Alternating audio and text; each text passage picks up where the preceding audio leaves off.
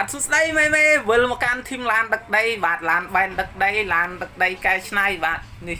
វ៉ាវខុបស្រីមែនទែនបាទនីសាន់ចំនួន5 6គ្រឿងឥឡូវយើងមើលនីសាន់នេះបាទឥឡូវឈួរជើងទៀតអត់មានតកង់លេងទេហ្នឹងហើយថ្ងៃនេះគឺអត់មានតកង់លេងគឺយើង review នៅក្នុងតូបតែម្ដងឥឡូវយើងមើលមកគ្រឿងនេះវ៉ាវខុបស្រីមែនទែនបាទសម្រាប់មួយគ្រឿងពណ៌ត្រួយចេកចាស់នេះបាទគេចក់រ៉ៃបានខាងមុខក៏ដូចលេងនៅបាទត្បូងមាសត្បូងពេជ្រនៅខាងនេះ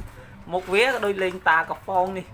គ្រាន់តែត្បូងនេះអស់$10000ណាមិនធម្មតាទេយើងដឹងហើយថាត្បូងក្រមខប់វ៉ាវសម្រាប់ Nissan នេះក៏មួយខ្ញុំលេងឲ្យយីដុកបាទយីដុកដល់ឥឡូវខ្ញុំឡើង Nissan គឺថាឡងកង់ខ្ពស់មែនតើណាហើយគឺថាឡងកង់ខ្ពស់ហើយកម្មផ្ទះខាងមុខទៀតបាទសម្រាប់ការបែននៅកតាំងការ៉ូទៅចក់រ៉ៃបានមានសញ្ញាព្រួញសញ្ញាអីខ្លះទេវ៉ាវឡើយយើងមកលេងមើល Nissan មកគ្រឿងនេះវ៉ាវអូ my god មកគ្រឿងនេះទិញតែ$25ទេ$25មានមេខ្លះឲ្យ$30ណា$30តែអត់លក់ទេបាទលក់ទេដោយសារស្រឡាញ់ដែរប៉ុន្តែឲ្យដល់ថ្លៃអត់លើស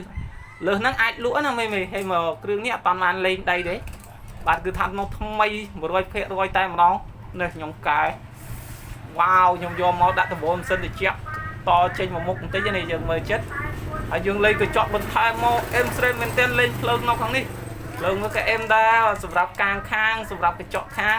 ហើយកញ្ចក់នេះគឺយើងប្រើងាកចេញងាកចូលមកណាយើងកុំឲ្យវាបាក់យើងធ្វើអញ្ចឹងហើយ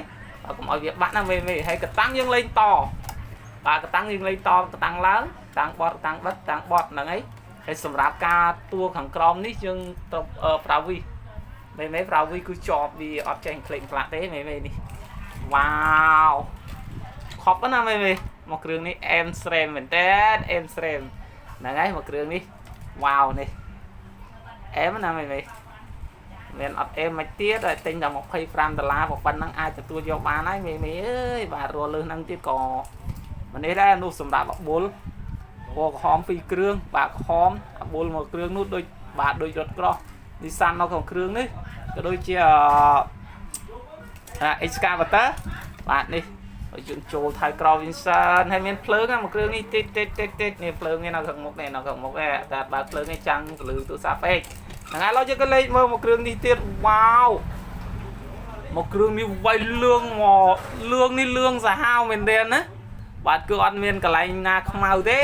បាទលេងហើយក៏លេងនេះត្បូងពេជ្រត្បូងប្រាក់មាសបន្តងគុជអីនេះមានអានេះអាណាំងសាច់អាណាំងខាងមុខសាច់នេះបាទអេមស្រេមមែនទេសម្រាប់កាងខាងប៉ុន្តែការបាញ់ថ្នាំទៅលើតួដូចជានៅមានខៀវខ្លះណាខៀវបាទពេលយើងបែនឡើងមិនឃើញខៀវហ្នឹងហើយនេះឥឡូវយើងបែនឡើងឃើញខៀវយើងសុទ្ធថ្នាំកំប៉ុងវាអត់ស្មើទេមេអត់ស្មើទេចឹងអរគុណច្រើនមានទៀតសម្រាប់មេតាមដាននេះចំណែកកូនចៅបាទធីមឡានបែនដឹកដីធីមឡានដឹកដីបាទហ្នឹងហើយឡានដឹកដី 2022 បាទពេលឃើញរូបឡានអស់ហ្នឹងសិតតែចំណែកកូនចៅកុំភ្លេចធ្វើការចុចជាវនិងដាក់រូបកណ្ដឹងមួយផងមេអរគុណច្រើន